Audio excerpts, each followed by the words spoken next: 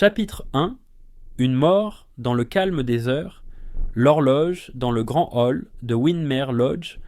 11 heures sonnèrent d'un carillon profond et sonore qui sembla résonner bien plus longtemps qu'il n'aurait dû.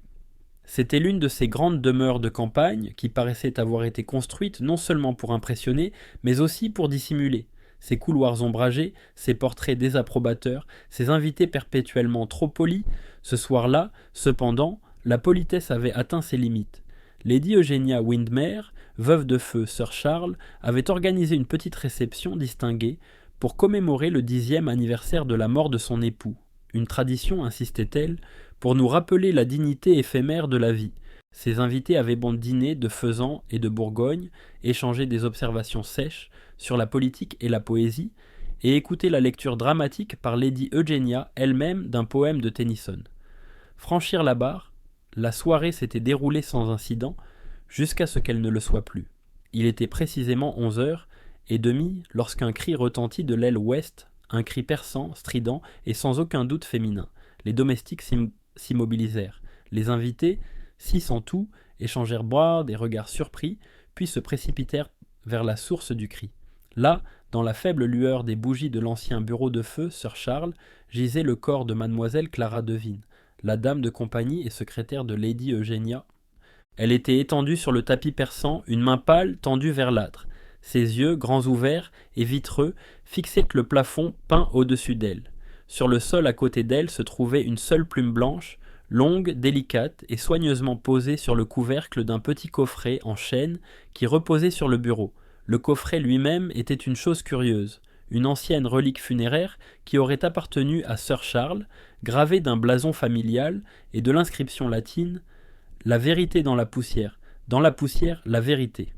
Les invités se rassemblèrent dans un silence horrifié. Lady Eugenia, pâle mais sereine, se tenait sur le seuil, sa broche en diamant tremblant contre sa poitrine. « C'est impossible, murmura-t-elle. La clé, seule Clara possédait la clé de cette pièce. Le colonel Hargreaves, un homme aux épaules carrées et à la brusquerie de soldat, marmonna « Mon Dieu, elle a été empoisonnée, je parierais. Aucune blessure, aucun signe de lutte. » Derrière lui, mademoiselle Violette Penbury, une jeune peintre aux yeux anxieux et aux doigts tachés d'encre, murmura « Elle avait peur de quelque chose, je le sentais. Ces dernières nuits, elle disait avoir entendu des pas après minuit. »« Des pas ?» répéta sèchement Lady Eugenia. « Superstition, l'aile ouest n'a pas été utilisée depuis la mort de Charles. » Le docteur Lucien Avery, médecin discret à l'air détaché, s'agenouilla près du corps, constatant l'absence de pouls chez Clara. « Elle est bel et bien morte, » dit-il doucement. Quant à la cause, il faudra procéder à un examen. On décèle une légère trace de poudre sur ses lèvres, peut-être de la morphine. Lorsque l'inspecteur Graves de la police locale arriva, la maison était plongée dans le chaos. Les domestiques de chuchotaient, les portes étaient verrouillées et Lady Eugenia pleurait en silence dans son mouchoir de soie. Graves était un homme compétent, mais sans imagination. Ses questions étaient directes, son attitude pesante. Il interrogeait chaque invité, mais les réponses ne faisaient que compliquer davantage la situation. Mademoiselle Penbury prétendait être à la bibliothèque en train de dessiner. Le colonel Hargreaves astiquait ses médailles au salon. Le docteur Avery s'était retiré tôt dans ses appartements. Et Lady Eugenia, bien sûr, écrivait une lettre. Personne n'avait rien vu ni entendu, à l'exception de ce cri épouvantable. La plume fut mise sous scellé. Le cercueil en chêne fut fermé à clé. Mais un sentiment de malaise persistait, tel un parfum, dans les couloirs de Windermere Lodge. Le lendemain matin, par un temps frais, gris et d'un calme étrange, une petite voiture s'arrêta devant le portail. Un homme à la silhouette trapue, vêtu d'un costume gris impeccablement repassé, coiffé d'un chapeau melon incliné avec précision et arborant une moustache aux reflets argentés, sortit. Il contempla la maison avec une légère expression de dégoût, non pas pour sa grandeur, mais pour son désordre. « Mon ami » murmura-t-il au gendarme qui l'accueillit à la porte. « Je viens à la demande de Lady Eugenia. Il semble qu'il y ait une affaire de la morse qui perturbe son foyer. Vous pouvez lui dire, Hercule Poirot est à son service. » Il redressa ses poignets, jeta un dernier coup d'œil aux lourdes portes de Windermere Lodge et ajouta doucement « Là où règne le désordre se cache aussi l'indice. Et moi, Hercule Poirot, je ne tolère pas le désordre. » Chapitre 2. Le rassemblement des suspects. Le lendemain de la tragédie, le ciel était sombre et silencieux. Une fine brume enveloppait les pelouses de Windermere Lodge, voilant les haies et la fontaine de marbre, où un corbeau solitaire était perché, une tache noire inquiétante sur la pâle lumière. À l'intérieur, l'atmosphère était lourde d'appréhension. Les domestiques se déplaçaient discrètement, parlant à voix basse, tandis que les invités, assis éparpillés dans la salle du petit déjeuner, avaient le visage tiré et les mots hésitants. Quand Hercule Poirot entra, le silence se fit. Il se déplaçait avec un calme mesuré, ses chaussures cirées glissant doucement sur le marbre. La petite taille du détective était trompeuse. Tous les regards semblaient se tourner vers lui, comme si la gravité elle-même cédait à son autorité tranquille. Lady Eugénia se leva aussitôt, retrouvant son assurance malgré quelques tremblements dans ses mains. « Monsieur Poirot, dit-elle, de sa voix grave et posée, je ne saurais exprimer combien nous vous sommes reconnaissants de votre présence. Cette terrible affaire a complètement bouleversé la tranquillité de Windermere. » Poirot inclina doucement la tête. « Madame, la paix, une fois troublée par la mort, revient rarement facilement. Mais nous nous efforcerons de rétablir un semblant d'ordre, tant moral que logique. » Il prit place au bout de la longue table. Son regard, gris et perçant, passait d'un visage à l'autre avec la précision d'un horloger examinant des rouages. Le colonel Hargreaves était assis tout près de lui, droit, large d'épaules, avec la raideur d'un homme encore soumis au règlement de son régiment. À côté de lui, mademoiselle Violette Penbury, mince et pâle, remuait nerveusement son thé. Le docteur Lucien Avery, adossé à sa chaise, semblait détaché et légèrement amusé. Au fond de la salle, Lady Eugénia gardait son calme, malgré les rides autour de ses yeux qui trahissaient des nuits blanches. Poirot attendit que le silence s'installe, puis dit doucement « Avant de poursuivre, je dois vous demander de ne quitter Windermere Lodge. Tant que nous n'aurons pas compris la véritable nature de la mort de mademoiselle Devine, tous ceux qui se trouvent entre ces murs sont, comment dire, les participants d'un drame dont le dernier acte n'est pas encore écrit. » Lady Eugénia hocha légèrement la tête. « Vous avez toute ma coopération. » « Très bien. Et nous commençons. » Il joignit les doigts en pyramide. « Chacun d'entre vous était ici hier soir. Chacun d'entre vous a peut-être observé quelque chose, insignifiant, peut-être, mais essentiel. Nous ne devons pas négliger l'insignifiant. Ces stèles, détails, cela révèlent la vérité. Alors, si vous le voulez bien, nous allons commencer par vous, colonel Hargreaves. » Le colonel se raidit. « Je n'ai rien à cacher, monsieur.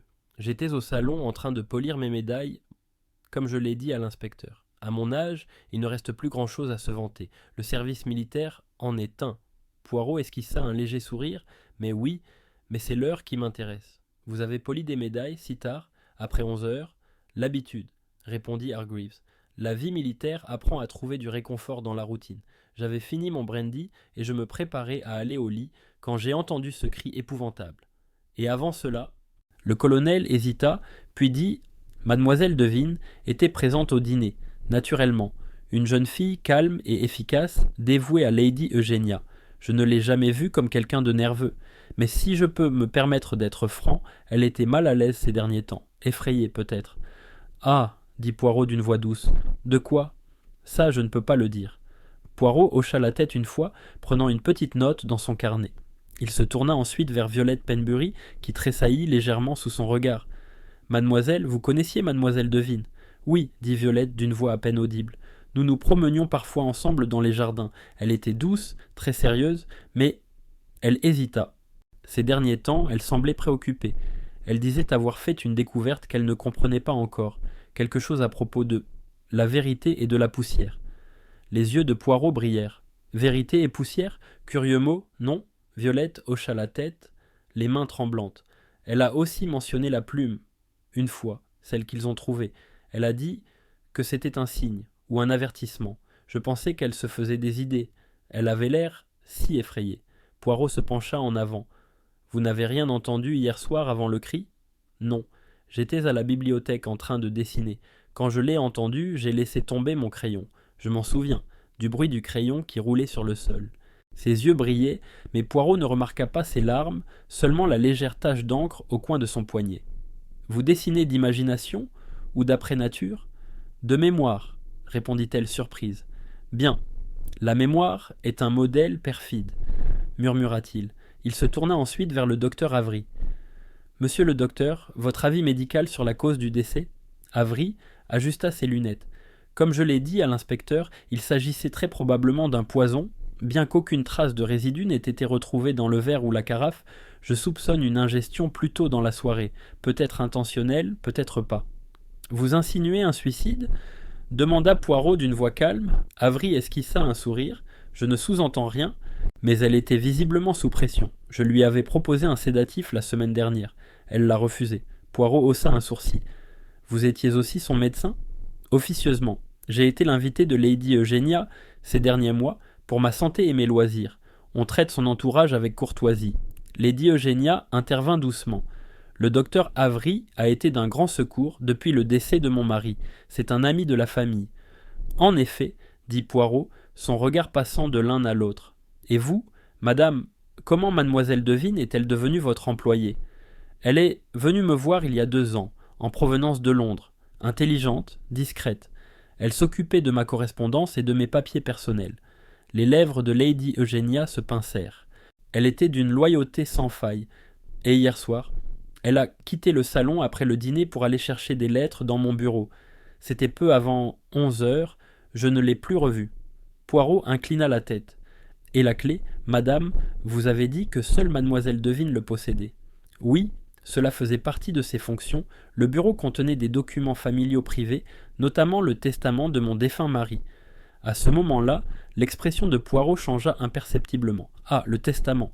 De tels documents ont la fâcheuse tendance à réveiller de vieux fantômes, n'est-ce pas ? Les yeux de Lady Eugénia brillèrent d'une irritation contenue. J'espère que vous ne suggérez pas...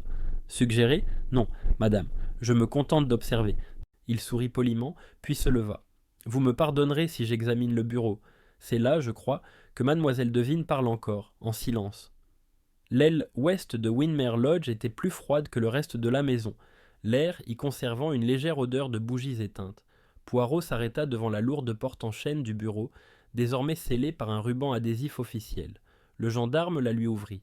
À l'intérieur, la pièce était restée intacte depuis la nuit précédente. Le petit coffret en chêne reposait sur le bureau, la plume blanche toujours posée sur son couvercle. Poirot s'approcha lentement, les doigts derrière le dos, son regard parcourant le sol, la cheminée, les rideaux entr'ouverts. Il se pencha légèrement, examinant la plume. « Posez, murmura-t-il, et non laissez tomber. La main qui laisse un symbole veut être comprise. » Sur le tapis, près du fauteuil, il remarqua une légère éraflure, la marque d'un talon tourné à la hâte. Sur le bureau reposait une feuille de parchemin, vierge, à l'exception d'une unique goutte d'encre près de son coin. Poirot fronça les sourcils. Une lettre interrompue peut-être, ou quelque chose qui n'a jamais commencé. Il regarda le coffret en chêne. La serrure ne portait aucune trace d'effraction, mais le regard de Poirot s'attarda sur une minuscule tache d'huile près de la charnière. Il la toucha du bout du doigt, ganté, et esquissa un sourire. « Voilà, l'ordre est perturbé, » murmura-t-il. Il se tourna vers la fenêtre, où la brume pressait contre la vitre comme un souffle fantomatique. « Mademoiselle Devine, » murmura-t-il doucement, « vous craignez la vérité et la poussière. Et vous avez laissé derrière vous une plume. Quel message vouliez-vous transmettre ?» Il resta là un long moment avant de refermer son carnet. Puis, avec une résolution tranquille, il dit à voix haute, comme s'il s'adressait à la pièce vide ou peut-être à lui-même, « Dans chaque mort, il y a une logique, et dans chaque mensonge, la forme de son contraire. Nous verrons lequel de vos amis a compris la signification de cette plume et lequel l'a placée. » Chapitre 3. Poirot commence son enquête. Il était presque midi lorsque Poirot convoqua les domestiques au salon pour des entretiens individuels. La brume grise s'était dissipée, laissant place à une lumière crue et à de longues ombres qui s'étendaient comme des barres sur le tapis. L'atmosphère de Windermere Lodge restait pesante, comme si les murs eux-mêmes refusèrent de parler. Poirot avait choisi un fauteuil bas près du feu, d'où il pouvait observer chaque visage distinctement. Son carnet reposait sur une petite table, à côté d'une tasse de chocolat chaud parfaitement infusée, le seul luxe qu'il s'accordait même au cœur de la tragédie. Pour observer, il faut être à l'aise, avait-il fait remarquer plus tôt au gendarme qui semblait perplexe. La première à entrer fut Lady Eugénia Windermere, élégante dans sa robe de soie grise de deuil, ayant retrouvé son calme mais pas sa confiance. Elle s'assit en face de Poirot, le menton légèrement relevé. « Madame veut pas que... » commença Poirot d'une voix douce. « Veuillez m'excuser si mes questions peuvent paraître indécentes, mais la vérité, n'est-ce pas, n'est jamais polie. Les lèvres de Lady Eugénia se pincèrent. « Je vous en prie, monsieur Poirot, je n'ai rien à cacher. »« Très bien. Hier soir, après le dîner, vous avez demandé à mademoiselle Devine d'aller chercher certaines lettres dans le bureau. Elles étaient importantes, j'imagine. Il s'agissait de vieilles correspondances des conseillers juridiques de mon mari, répondit-elle d'un ton égal. Je souhaitais les consulter avant de prendre ma retraite, mais elle n'est jamais revenue. Avait-elle l'air agitée en quittant la pièce? Lady Eugénia hésita. Elle semblait distraite.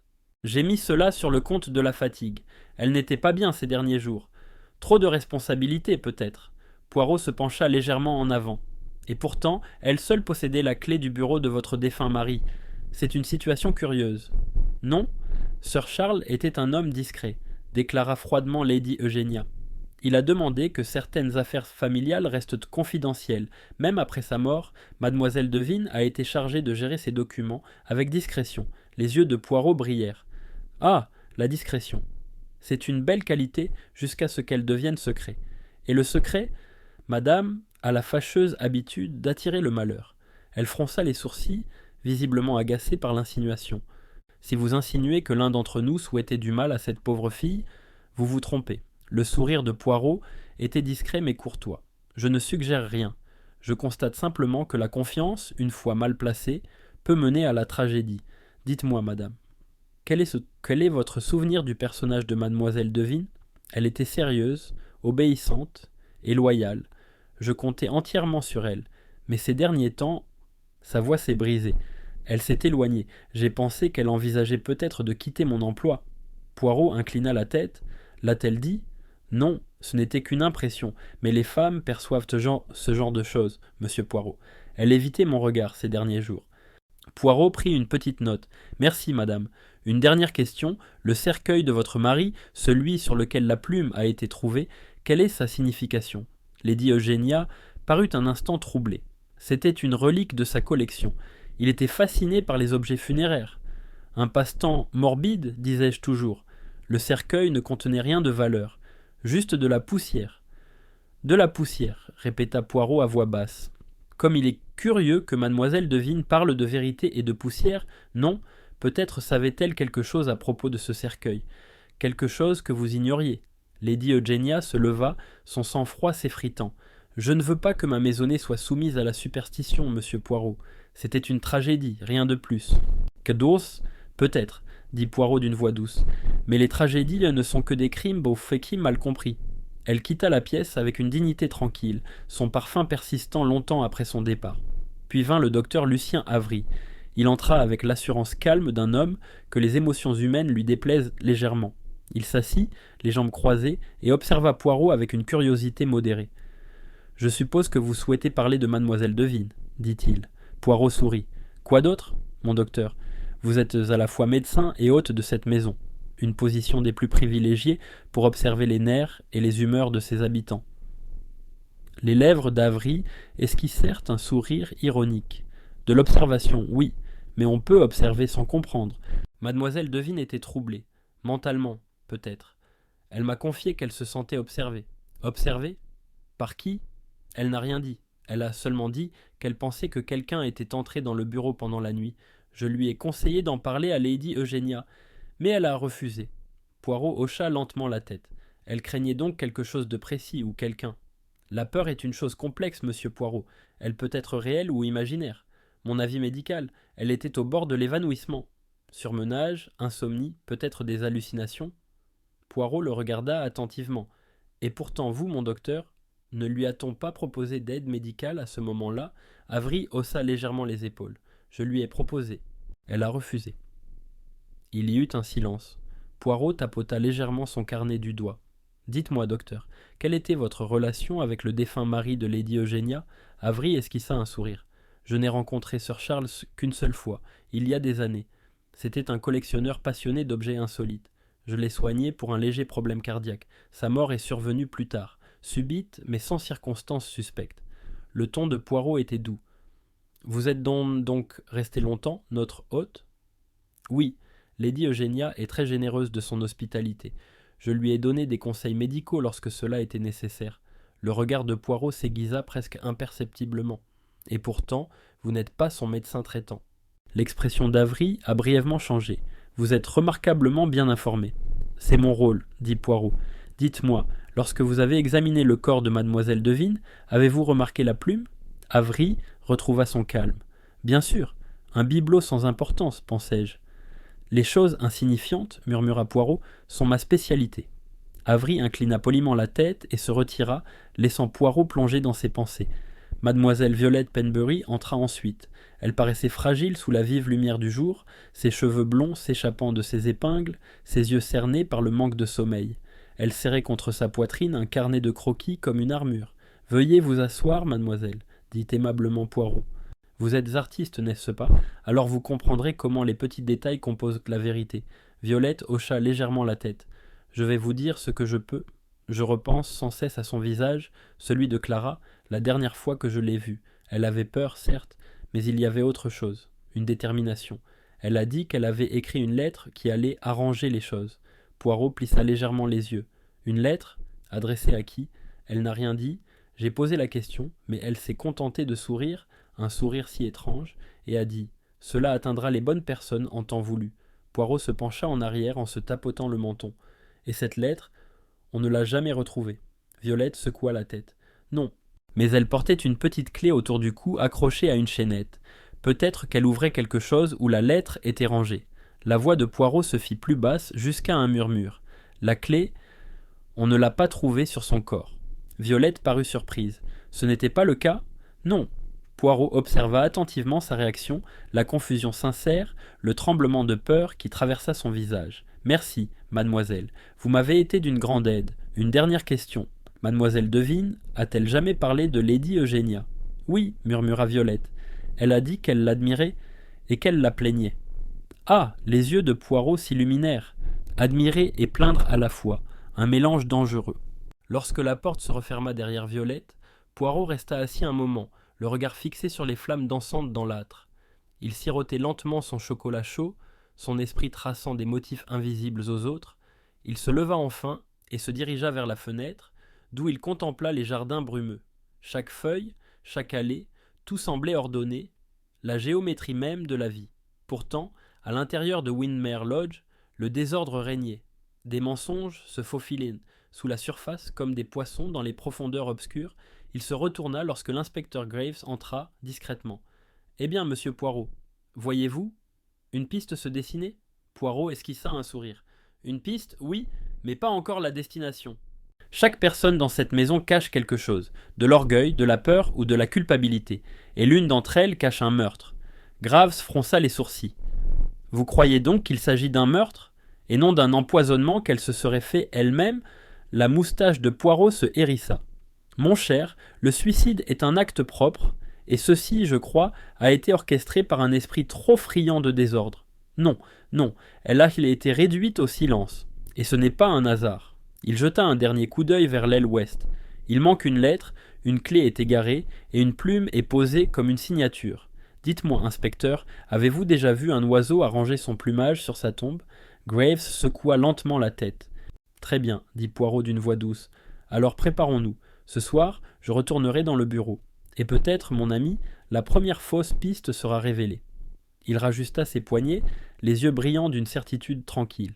La lueur du feu étincelait sur sa moustache tandis qu'il murmurait pour lui-même « C'est toujours le geste le plus simple qui trahit le mensonge le plus profond. » Chapitre 4.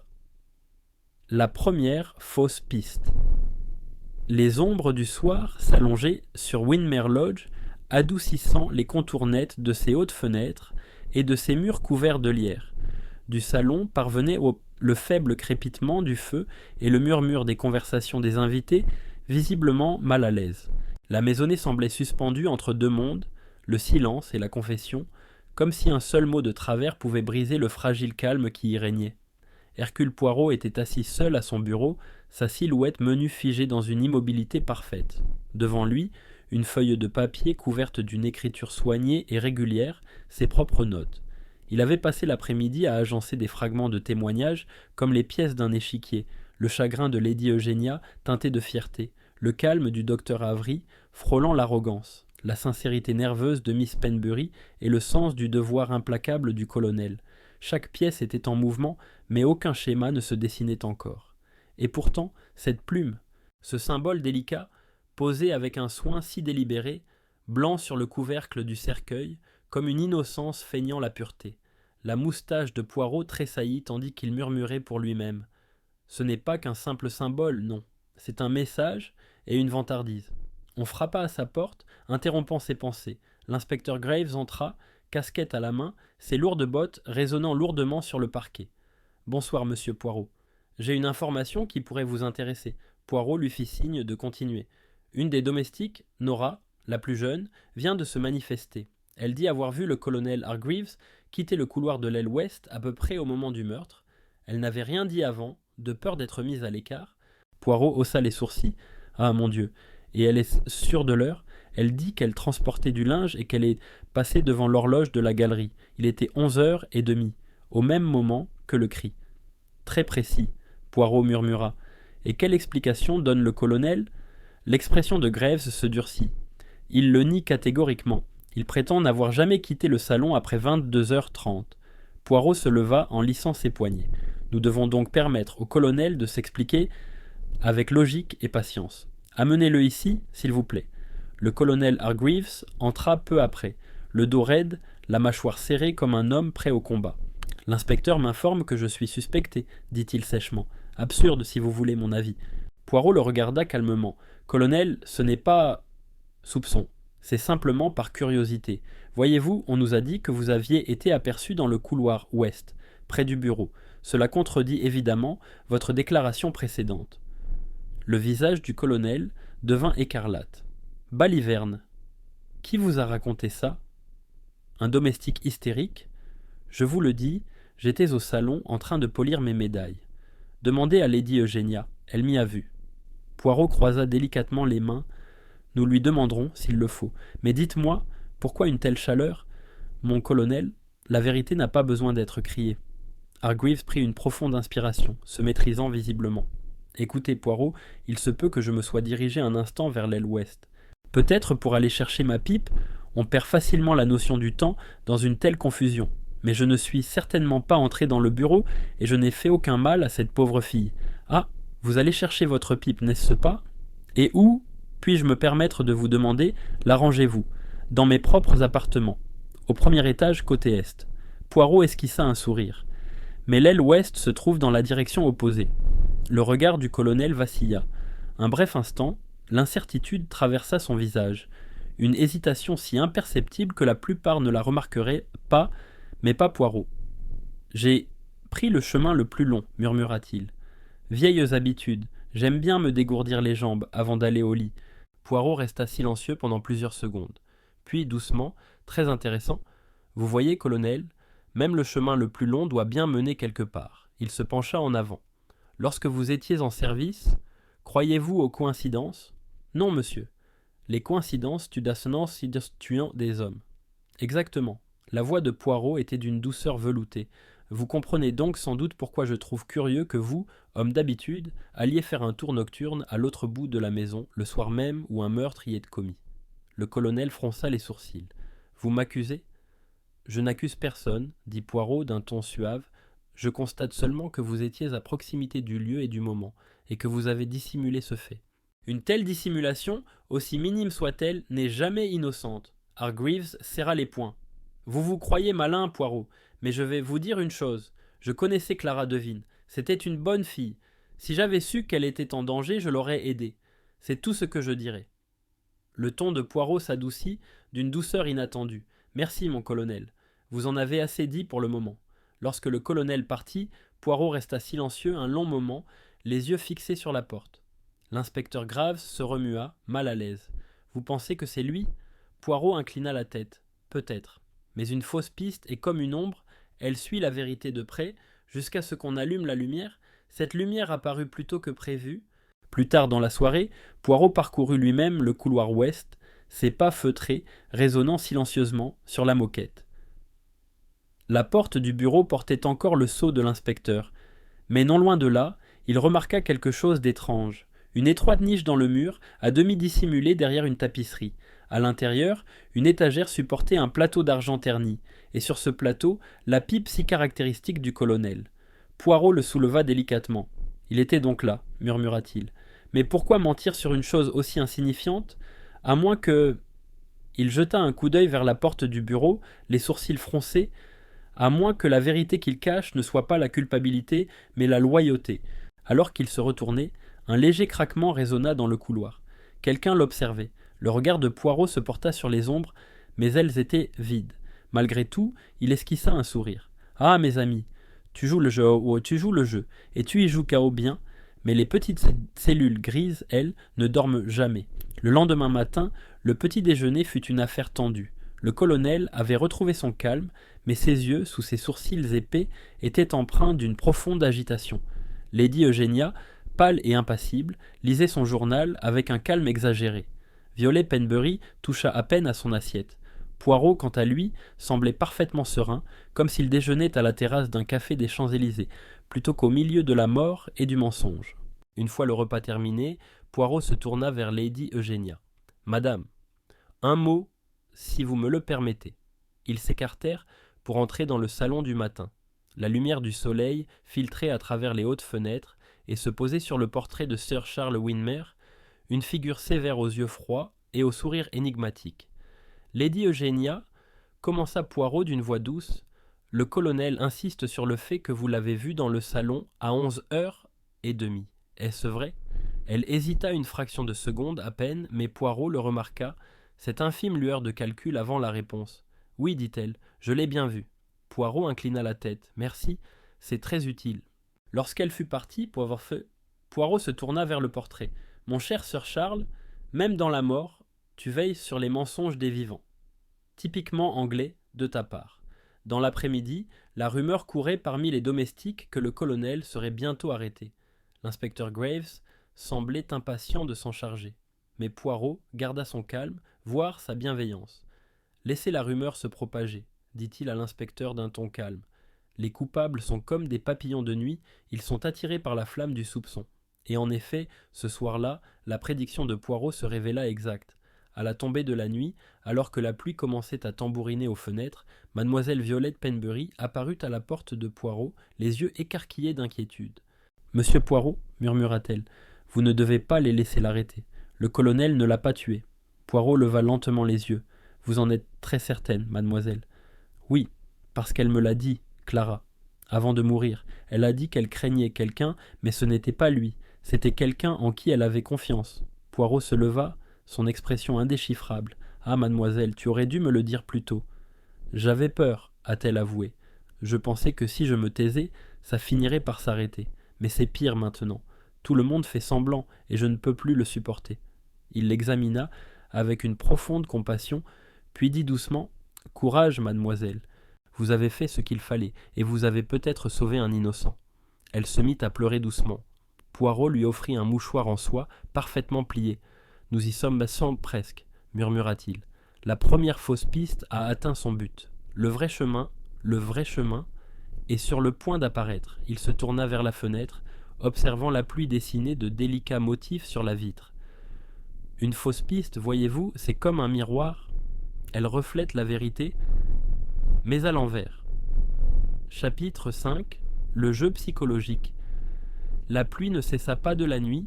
Au matin, les pelouses de Windermere Lodge étaient devenues un miroir peu profond, reflétant le ciel sombre et les ifs courbés. À l'intérieur, la maison semblait retenir son souffle, silencieuse et en attente. Poirot était assis dans la bibliothèque, les mains jointes sous le menton, le regard fixe dans le vide. Son silence était délibéré, son immobilité un acte de guerre, car le détective était entré dans cette phase de l'enquête où la logique seule ne suffisait plus. Désormais, il fallait se plier à la psychologie, au frémissement secret de culpabilité, d'orgueil et de peur qu'aucune preuve ne pouvait dissimuler. Le meurtrier, pensa-t-il, ne céderait pas à l'accusation, mais au poids de sa propre conscience. L'inspecteur Graves entra, une légère odeur de pluie imprégnant son manteau. « Bonjour, monsieur Poirot. Vous aviez raison au sujet de mademoiselle Penbury. Elle a confirmé que Clara Devine avait évoqué sa crainte envers une personne en qui elle avait confiance, sans toutefois préciser de qui il s'agissait. » Poirot hocha lentement la tête. Exactement. La confiance, voilà la clé. Trahir un inconnu demande du courage. Trahir un ami, de l'intimité. Graves fronça les sourcils. Que signifie-t-il? Ce qui signifie, mon cher Graves, que notre meurtrier n'était pas un étranger. Il ou elle faisait partie de cette petite famille. Un visage vu tous les jours, une voix entendue sans inquiétude. L'inspecteur se frotta le menton. Cela réduit les possibilités à la moitié de la maison. Poirot esquissa un sourire. Alors, restreignons encore les possibilités. Nous allons jouer un peu. Jeu psychologique. Un jeu psychologique. Il est temps d'observer comment chaque oiseau chante lorsque la porte de la cage s'ouvre. Cet après-midi-là, Poirot réunit toute la maisonnée au salon. Le feu, à peine allumé, projetait des ombres agitées sur les murs. Chaque suspect prit sa place habituelle, comme si le destin les y avait placés par habitude. Lady Eugénia, près de la fenêtre, digne et immobile, le docteur Avery, près de l'âtre, les doigts entrelacés, le colonel Hargreaves, raide et sur la défensive, et Violette Penbury, pâle mais résolue, assise à l'écart. Poirot se tenait près de la cheminée, la voix calme et presque familière. « Mesdames et messieurs, je vous remercie de votre patience. Nous approchons du dénouement de notre petite énigme. Bientôt, la vérité se révélera d'elle-même, non par l'accusation, mais par la personnalité. » Lady Eugénia plissa les yeux. « Et quel rapport, monsieur Poirot, y a-t-il entre le caractère et un meurtre ?»« Tout, madame, dit-il doucement. Une arme peut tuer le corps, mais le mobile, motif, tue l'âme. Permettez-moi donc de vous poser à chacun une question. Il n'y a pas de mauvaise réponse, seulement la révélation. » Il se tourna d'abord vers le docteur Avery. « Docteur, vous avez soigné mademoiselle Devine lorsqu'elle est tombée malade le mois dernier, n'est-ce pas ?» Avery inclina la tête. « En effet, un cas de grippe, rien d'extraordinaire. » Le regard de Poirot s'aiguisa. « Et pourtant, vous lui avez rendu visite à plusieurs reprises, même après sa guérison. Une attention inhabituelle pour une patiente. Les lèvres du médecin esquissèrent un sourire. Je me soucie du bien-être de mes patients. Est-ce un crime ? Non, non. Mais dites-moi, quand elle est morte, avez-vous ressenti de la tristesse ? Avery hésita, juste assez longtemps. Naturellement. C'était une jeune femme brillante. Poirot n'ajouta rien. Il inclina simplement la tête et poursuivit son chemin. Au colonel, il demanda « Vous connaissez Lady Eugénia depuis de nombreuses années ?»« Au moins 30, répondit Hargreaves. « Son mari était mon supérieur au Soudan, un homme remarquable. »« Et Lady Eugénia elle-même ?» Les yeux de Poirot brillèrent. « L'admiriez-vous ?» Le colonel se raidit. « Je la respecte, c'est tout. » Poirot sourit doucement. « Le respect, oui. Mais parfois le respect masque d'autres sentiments. Un soldat apprend à dissimuler ses émotions, n'est-ce pas ?» Hargreaves le regarda droit dans les yeux. « Je n'ai rien à cacher. »« Mais oui, c'est ce qu'ils disent tous, » dit Poirot d'une voix douce. Il se tourna enfin vers Violette. « Et vous, mademoiselle Penbury, vous étiez l'amie de Clara, peut-être sa confidente, lui a-t-elle jamais parlé de ses ambitions ?» Les yeux de Violette brillaient. Elle voulait quitter Windermere, elle disait que la maison était maudite, que quelque chose pourrissait sous la surface. Le silence qui suivit fut profond et pesant. Le feu crépita, projetant une étincelle vers le haut. Poirot laissa l'instant s'installer avant de reprendre la parole. « Mes amis, la culpabilité est damnée comme la fumée, invisible jusqu'à ce qu'elle soit exposée à la lumière. Je ferai bientôt jaillir cette lumière. Mais pour l'instant, je vous demande à tous de rester ici. Observez-vous les uns les autres. Parfois, la vérité se révèle non par les mots, mais par la façon dont nous détournons le regard. » Il les quitta alors, s'engageant dans le couloir, suivi de près par l'inspecteur Graves. « Tu mets de l'huile sur le feu, » murmura Graves. « Mais dans quel but ?» Poirot sourit. « Pour voir qui ne supporte pas la chaleur. » Une heure plus tard, Poirot demanda au docteur Avery de le rejoindre à la bibliothèque. Le docteur arriva, imperturbable comme toujours. « Vous souhaitiez me voir ?»« Oui, docteur. Je trouve votre profession fascinante. Guérir le corps, quel art magnifique. Mais cela confère aussi un certain pouvoir, n'est-ce pas ? La connaissance de la mort comme de la vie. » Avery plissa légèrement les yeux. « Je ne suis pas sûr de comprendre. » Poirot désigna la carafe posée sur la table d'appoint. « Lorsque Clara Devine est décédée, vous l'avez examinée, n'est-ce pas ? Vous avez conclu à un coup à la tête. Mais dites-moi, y avait-il des signes d'une autre intervention ? Peut-être un sédatif, une drogue ? » Le médecin hésita. Trop longtemps. « Non, dit-il finalement. Rien de tel. » Poirot se pencha en avant. Vous en êtes certain? Assez. Poirot hocha lentement la tête. Excusez-moi, c'est simplement que j'ai moi aussi examiné la scène. J'ai trouvé un verre vide sur son bureau, légèrement parfumé au laudanum. Une odeur médicinale, sans équivoque. Et je pense, docteur, que vous l'auriez reconnue immédiatement. Avery a perdu son sang-froid. Si elle était là, je ne l'ai pas remarqué, j'étais concentré sur ma blessure. Bien sûr, vous êtes un homme de science. Vous vous concentrez sur ce qui est visible. Mais moi, docteur, je suis un homme de psychologie. Je cherche ce qui est caché. Voyez-vous, un médicament administré avant la mort suggère la miséricorde, ou la tromperie. Le ton d'Avery se durcit. Vous insinuez qu'elle a été droguée avant d'être tuée? C'est absurde. Est-ce le cas? La voix de Poirot baissa. Ou bien était-elle déjà mourante et quelqu'un a-t-il voulu faire passer sa mort pour un meurtre? Pour la première fois, le docteur parut troublé. Poirot observa le tremblement de sa mâchoire, le bref coup d'œil vers la porte, puis d'une voix douce, il dit « Merci, docteur. Vous m'avez appris beaucoup de choses. » Le soir venu, Poirot s'était entretenu en privé avec chacun d'eux. À Lady Eugénia, il parla d'orgueil, au colonel, de loyauté, à Violette, de culpabilité. À chaque conversation, l'étau se resserrait. Au dîner, la tension était palpable autour de la table. Les fourchettes s'entrechoquaient doucement. Personne ne croisait le regard de l'autre. Poirot, à la tête de la table, les observait tous avec une sérénité qui masquait une profonde concentration. Finalement, il a dit « C'est curieux, n'est-ce pas, comme le silence transforme une pièce. » Il amplifie ce que nous craignons le plus. La fourchette de Lady Eugénia s'arrêta en plein vol. « Que voulez-vous dire, monsieur Poirot ?» Seule cette vérité, telle une tempête, grandit jusqu'à éclater. Il sourit. « Peut-être que demain, quand le ciel se dégagera, notre mystère s'éclaircira lui aussi. » Le colonel repoussa brusquement sa chaise. « J'en ai assez des énigmes. Soit vous savez qui est le coupable, soit vous ne le savez pas. » Le regard de Poirot croisa le sien. « Mon colonel, j'en sais assez pour dire ceci. Les coupables parmi nous se sont déjà trahis eux-mêmes, non pas par leurs paroles, mais par leurs réactions. » La voix d'Avery était tranchante. « Et qui est-ce? Je vous prie. » Poirot se leva. « Patience, docteur. L'affaire n'est pas encore close. Mais lorsque je vous appellerai demain matin, j'exigerai la présence de tous. Le meurtrier, lui aussi, doit entendre le verdict. » Il s'inclina légèrement et quitta la pièce, sa silhouette frêle disparaissant dans la pénombre du couloir. Derrière lui, les murmures reprirent. Peur, indignation, chuchotement d'alliance qui se formaient sous la pression. Poirot s'arrêta au pied du grand escalier, jetant un coup d'œil au portrait de Sir Charles Winmer. « Eh bien, ta maison garde encore ses secrets, » murmura-t-il. « Mon vieux, mais plus pour longtemps. Une nuit de plus, et la conscience parlera. » Il monta silencieusement, la tempête extérieure commençant à s'apaiser, ne laissant place qu'aux doux murmures des avant-toits qui goûtent un rythme régulier et inquiétant, comme le tic-tac du temps lui-même. Chapitre 6. Le point de rupture. L'orage s'était dissipé à l'aube, laissant l'air vif et pur, les pelouses argentées par la rosée.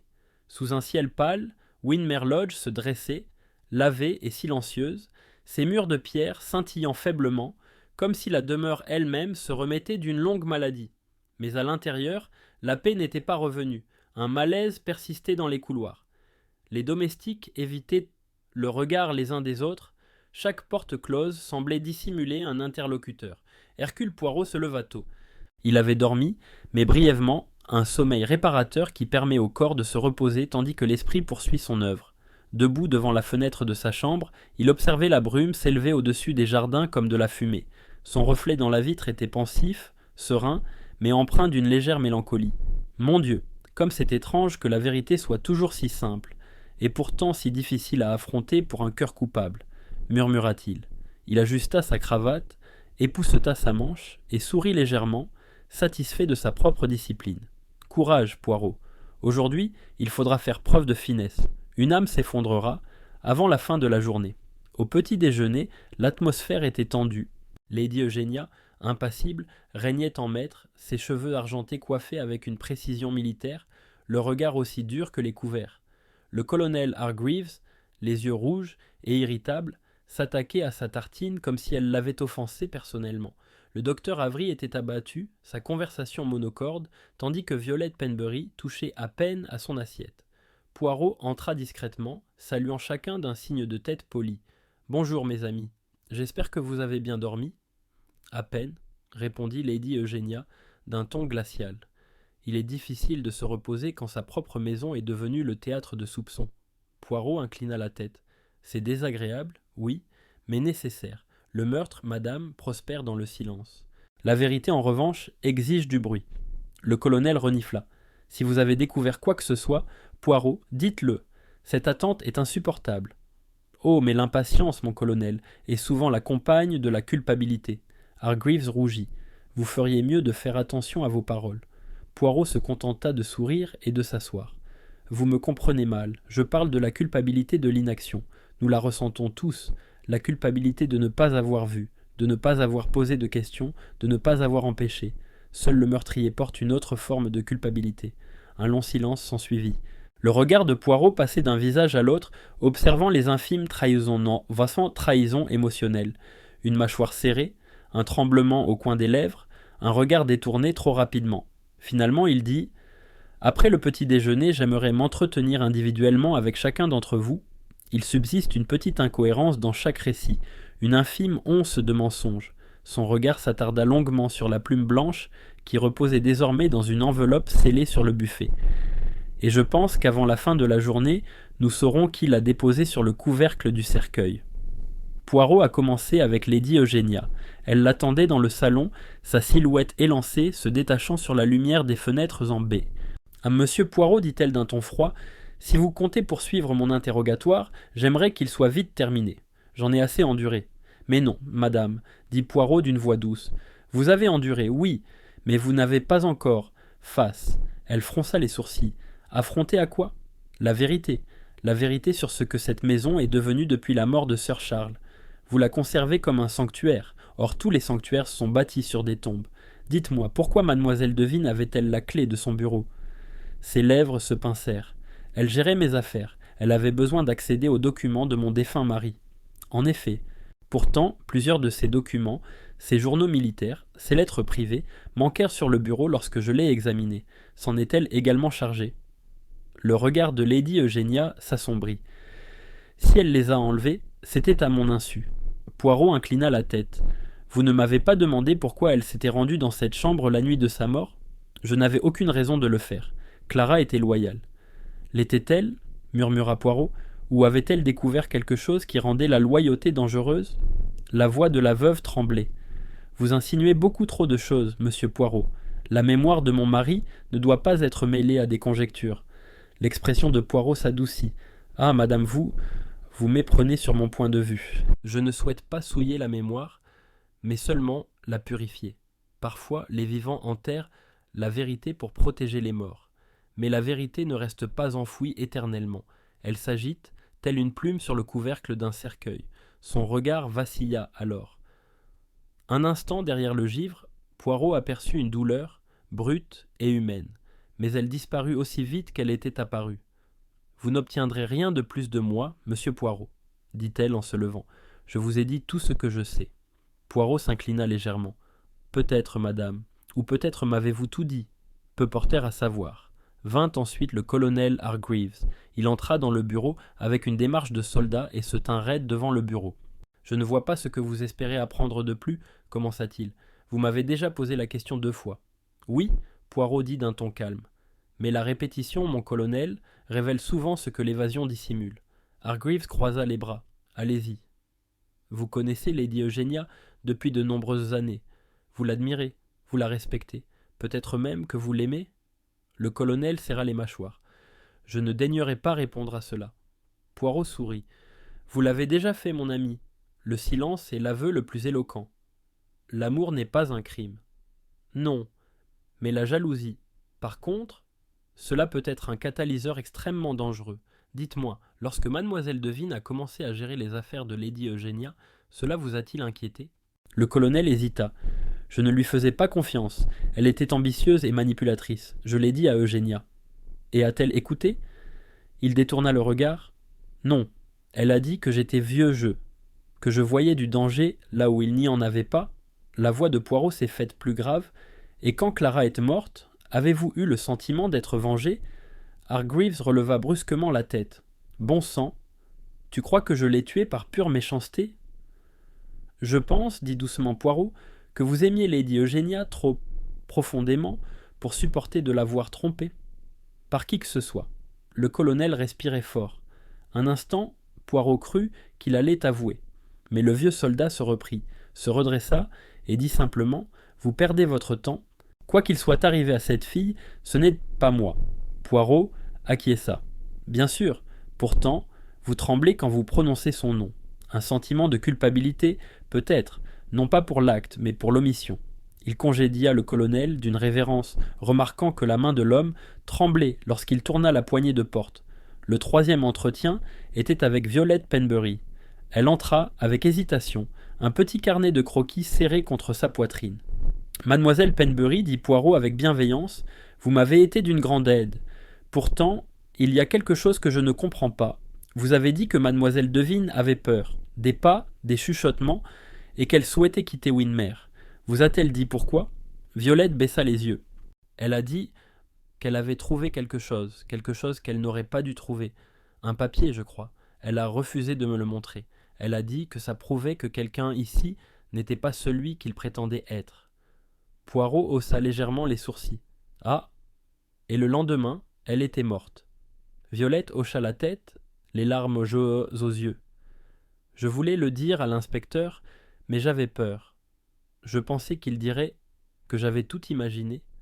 Le ton de Poirot s'adoucit. Vous êtes très courageuse de me le dire maintenant. Mais une dernière question, mademoiselle. Ce carnet de croquis que vous tenez, puis-je le voir ? À contre-cœur, elle le lui tendit. Entre les pages se trouvaient de délicats dessins, les jardins, le hall, Lady Eugénia assise à son piano.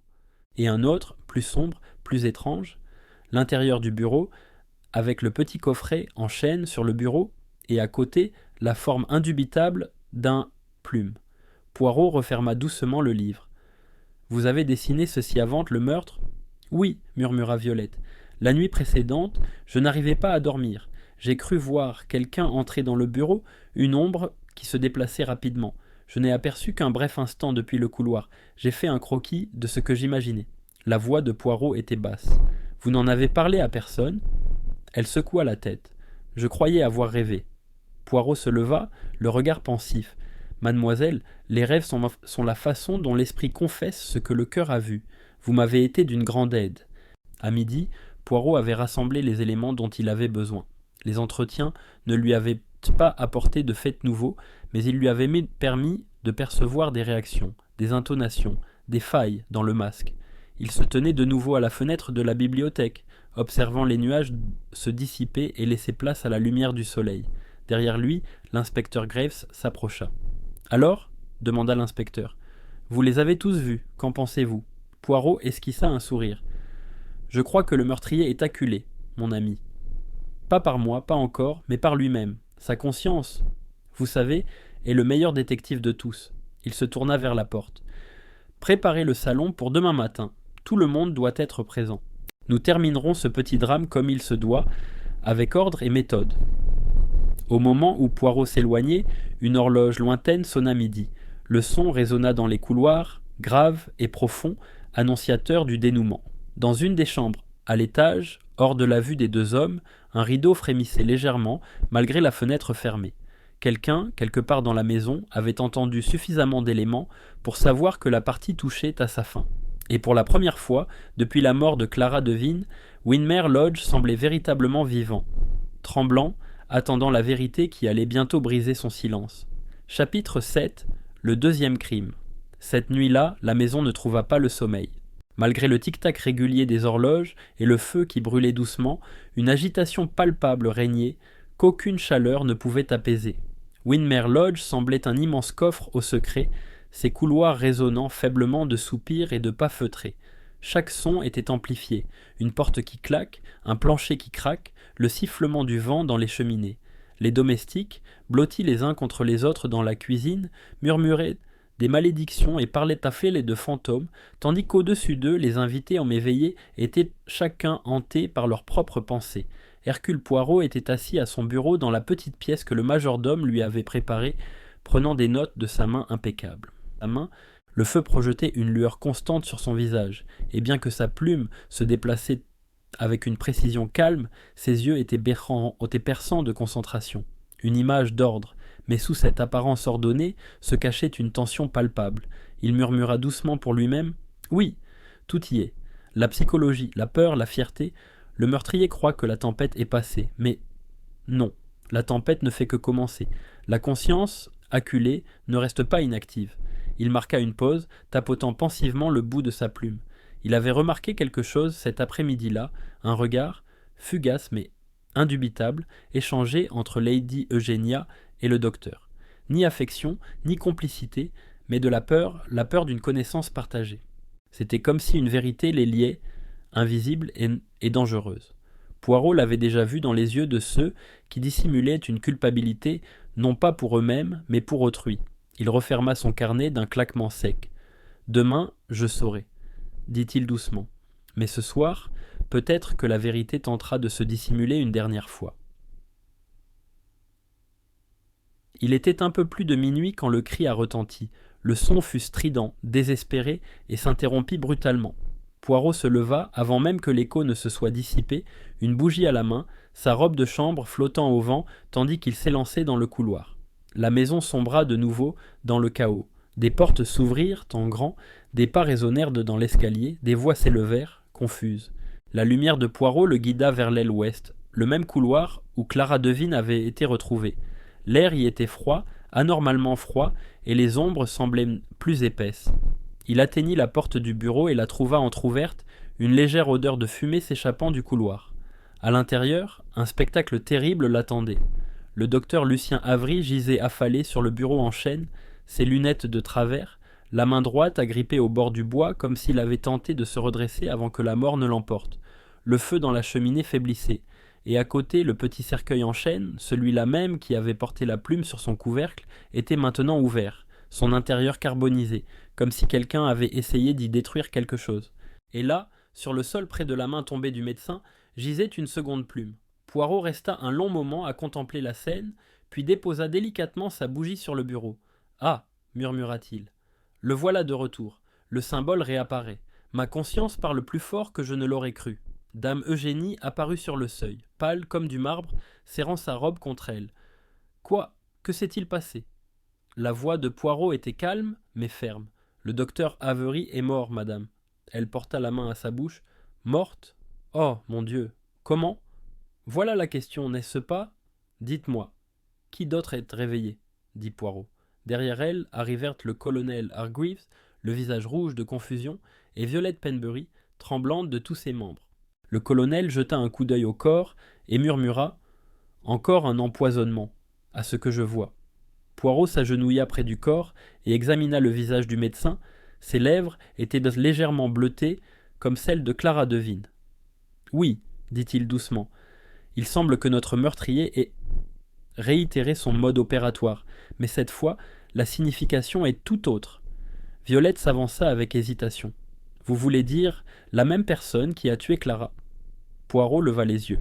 « Peut-être, ou peut-être que notre meurtrier a trouvé sa conscience trop lourde à porter. » Lady Eugénia chancela, se rattrapant au bord d'une chaise. « Vous pensez que c'était un suicide ?» Poirot se leva lentement. « C'est possible. Mais...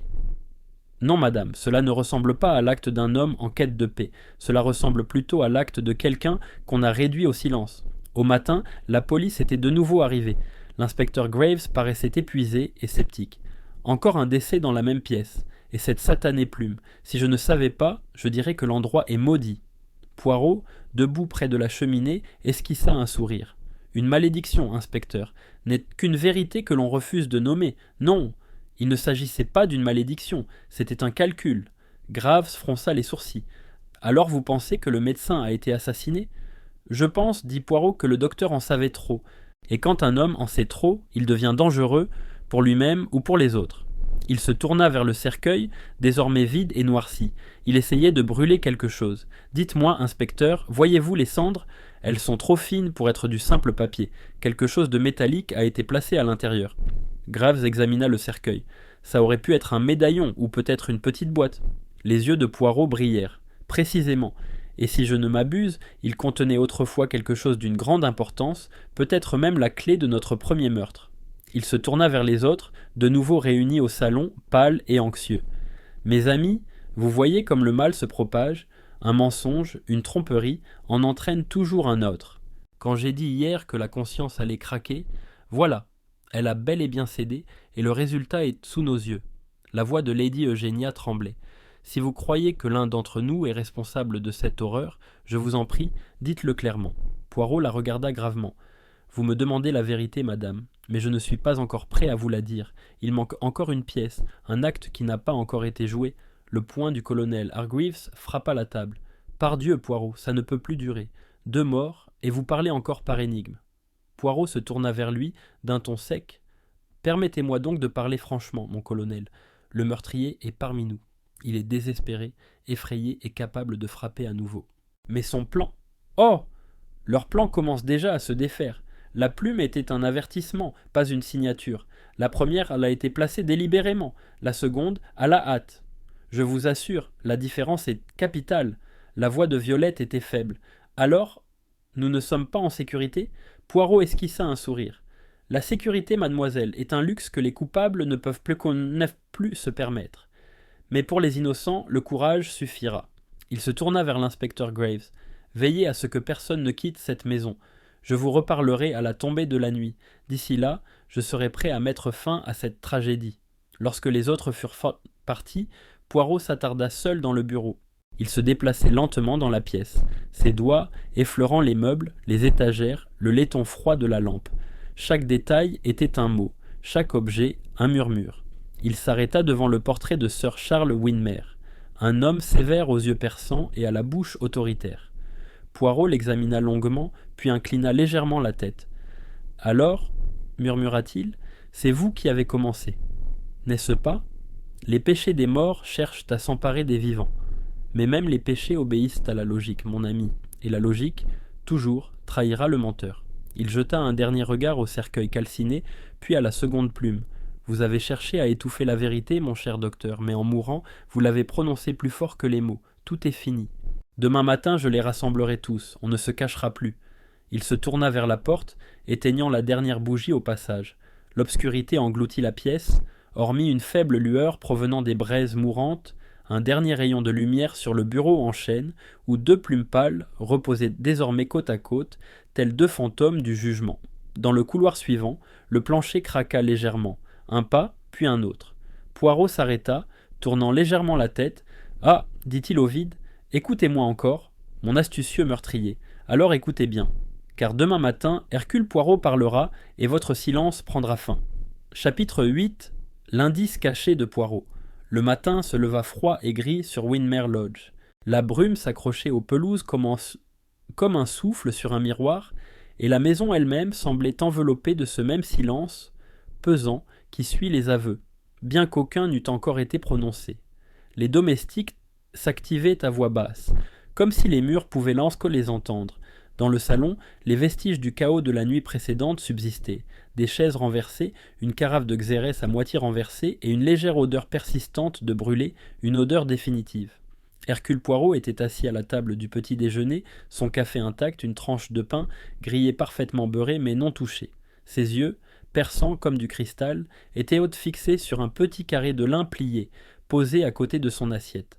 À l'intérieur, soigneusement enveloppée, se trouvait la seconde plume, blanche comme neige, légèrement imprégnée d'un parfum de fumée. Il avait passé une bonne partie de la nuit à l'examiner, non pas pour ce qu'elle était, mais pour ce qu'elle n'était pas. L'inspecteur Graves entra, son manteau humide de rosée matinale et le visage grave. « Le rapport préliminaire du médecin légiste ?» dit-il en tendant un papier plié. « Comme précédemment, des traces de digitaline, suffisantes pour tuer un cheval. » Poirot hocha légèrement la tête. « Oui, le même poison, la même méthode, la même expression de désespoir.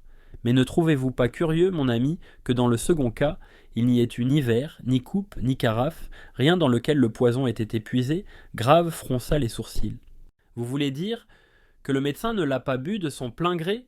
Je veux dire, dit Poirot à voix basse, qu'il n'aurait absolument pas pu le faire. » Il se leva, emportant la plume, et s'approcha de la fenêtre. Le jardin, au-delà, était silencieux, hormis le bruit d'un jardinier solitaire ratissant des feuilles mortes en tas. « C'est curieux, n'est-ce pas?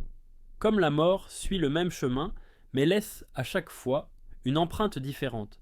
La première mort parlait de culpabilité, de peur. La seconde, il se retourna vers l'inspecteur. La seconde parle de silence. Graves semblait mal à l'aise. Vous croyez que quelqu'un a tué le docteur pour le faire taire ? Le sourire de Poirot était discret mais assuré. Je ne pense pas, mon ami, je sais. La difficulté réside uniquement dans OMS. Plus tard, dans la matinée, Poirot réunit de nouveau la maisonnée dans le long salon. L'air était lourd d'une odeur de cendres froides et de chêne ciré. Les mêmes visages le fixaient, pâles, lasses et hantés. Lady Eugenia, vêtue de noir de deuil, les mains gantées serrées l'une contre l'autre, le colonel Hargreaves, raide et indigné, Violette Penbury, tremblante derrière ses lunettes, et au fond de la pièce, le majordome, Jamieson, immobile comme une statue. Mes amis, commença Poirot d'une voix calme et posée, nous sommes à présent au bord de la révélation. 2 morts, chacune enveloppée de mystère, mais liées par un fil invisible. Je vous ai demandé ici de ne pas accuser, pas encore, mais de comprendre. Il s'approcha lentement de la cheminée, où 2 plumes blanches reposaient côte à côte. Considérons nos symboles. Une plume, délicate, pure et légère.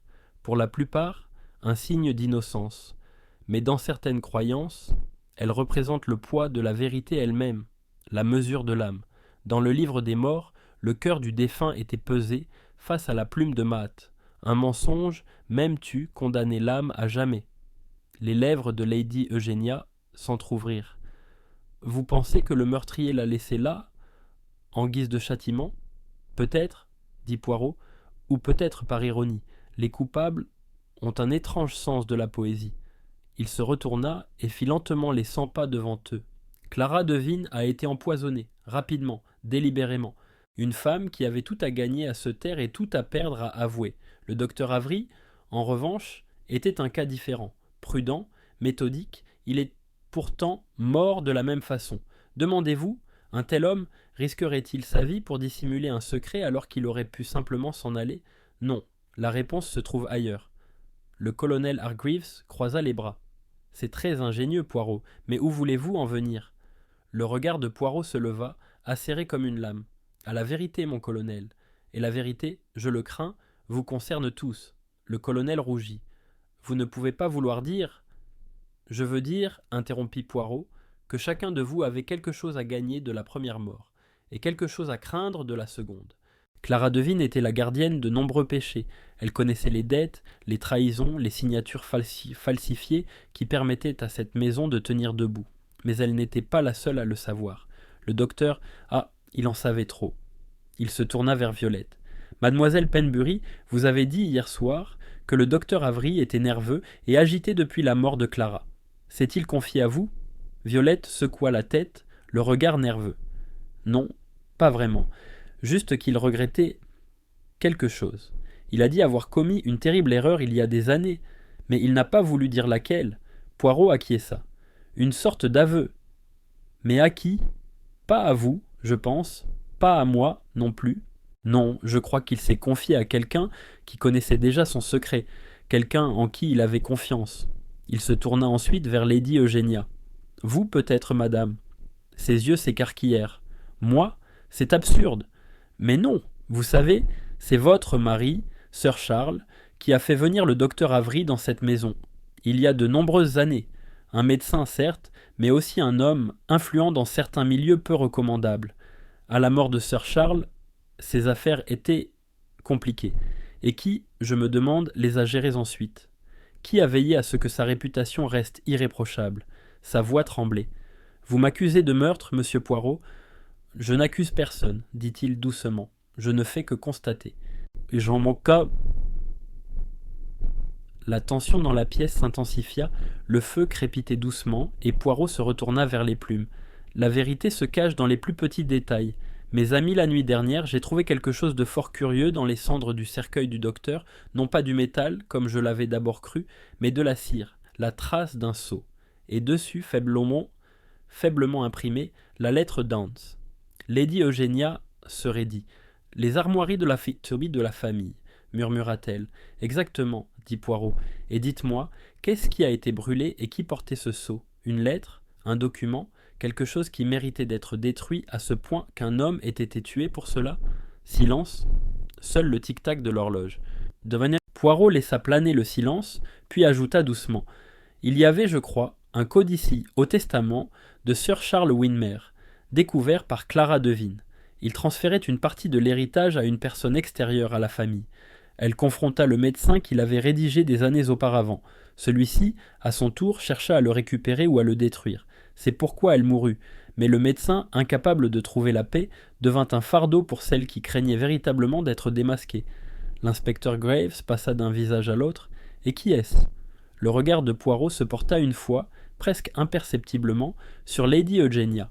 Voilà, dit-il doucement, ce que j'ai l'intention de prouver avant la fin de cette journée. Il se retourna pour quitter la pièce, ses pas mesurés, son regard pensif. Arrivé à la porte, il s'arrêta et dit sans se retourner: la vérité, mes amis, est vivante. Elle peut dormir, elle peut se cacher, mais elle ne meurt jamais. Et ce soir, quand le soleil se sera couché, elle se lèvera de nouveau.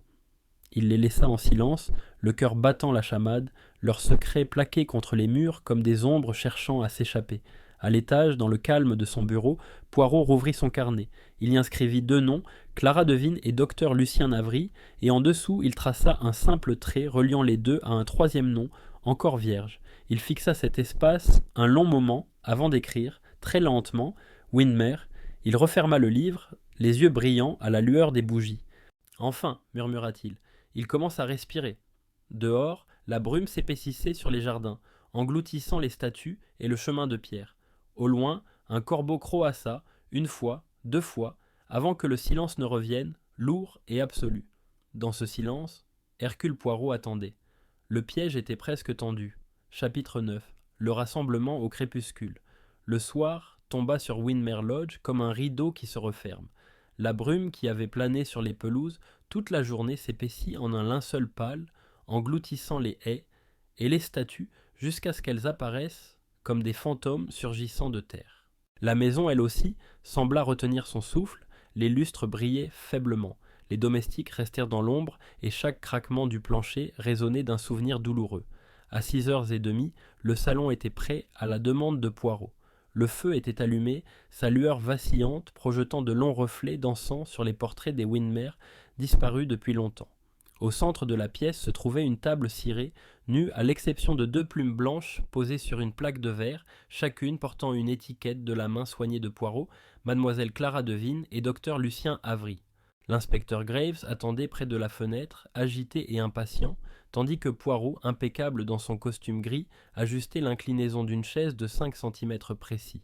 Il jeta un coup d'œil vers la porte et dit doucement: « Voilà, le décor est planté. Il ne nous reste plus qu'à inviter les joueurs. » Gravelopot soupira. « J'espère que vous savez ce que vous faites, Poirot. Vous les tenez en haleine depuis des jours. La dame semble sur le point de s'effondrer. » Poirot esquissa un sourire. « Ah, mais c'est précisément au bord du précipice que la vérité commence à vaciller, mon ami. Une simple pression, et elle se dévoile. » Quelques instants plus tard, les invités entrèrent un à un. Lady Eugenia ouvrait la marche, digne malgré son chagrin, le visage impassible mais pâle sous la lueur des bougies. Le colonel Hargreaves suivait, la mâchoire serrée, le regard nerveux. Violette Penbury fermait la marche, se tordant les mains, et Jamieson, le majordome, entrait en dernier, silencieux comme une ombre. Ils prirent place sur les chaises disposées en cercle autour du feu. Seul le crépitement des bûches et le tic-tac discret de la pendule venaient troubler le silence. Poirot resta debout. « Mesdames, messieurs, commença-t-il d'une voix calme et posée, je vous remercie de m'accorder une fois encore cette faveur. Je sais que vous êtes fatigués. Vous aspirez au repos, à la conclusion. Mais avant que ce réconfort puisse venir, une ombre plane encore parmi nous, l'ombre de meurtre. La mort a frappé à 2 reprises à Winmer Lodge. À 2 reprises, elle a revêtu le masque du désespoir. Mais ce soir, nous lui ôterons ce masque. » La voix de Lady Eugenia, bien que maîtrisée, tremblait légèrement. « Monsieur Poirot, si ce n'est qu'un nouvel interrogatoire, je vous en prie, épargnez-nous ce supplice. 2 membres de ma famille sont morts. Faut-il vraiment en faire tout un spectacle ?» Poirot inclina poliment la tête. « Non, madame, ce n'est pas un spectacle, c'est une conclusion. » Il s'approcha lentement de l'âtre. « Voyez-vous, chaque crime laisse une trace, non pas d'empreinte, mais de... pensées. Nous suivons les traces, certes, mais ce sont les pensées qui nous disent qui a porté ces chaussures. Il marqua une pause devant les plumes. La mort de Clara Devine fut le premier acte, délibérée, précise et empreinte de peur. Celle du docteur Avery, le second acte, fut rapide, désespérée et silencieuse. Mais ces deux morts partagent une même vérité. Elles visaient à protéger quelque chose ou quelqu'un. Le colonel Hargreaves se pencha en avant d'un ton sec. « Et vous pensez que quelqu'un est parmi nous ?» Poirot haussa légèrement les épaules. « Je ne pense. Mon colonel, j'en suis certain. La question qui demeure est qui avait le plus à perdre si les informations de Clara Devine étaient rendues publiques ? Personne ne parla. Le feu crépitait doucement. Poirot se mit à arpenter la pièce, les mains jointes derrière le dos. Clara Devine était une confidente de Lady Eugénia. Elle gérait la correspondance, les comptes, les affaires les plus intimes de la maisonnée. À la mort de Sir Charles Windermere, elle devint le témoin silencieux de tout ce qui suivit. Et ce qui suivit, je le crains, ne fut pas aussi noble que la société le croyait. Lady Eugénia se raidit. « Vous parlez dangereusement, monsieur Poirot. »« Dangereusement, oui, dit Poirot à voix basse, mais pas à tort. Il existait, j'en suis convaincu, un codicille, un ajout postérieur au testament de Sir Charles que Clara découvrit peu avant sa mort.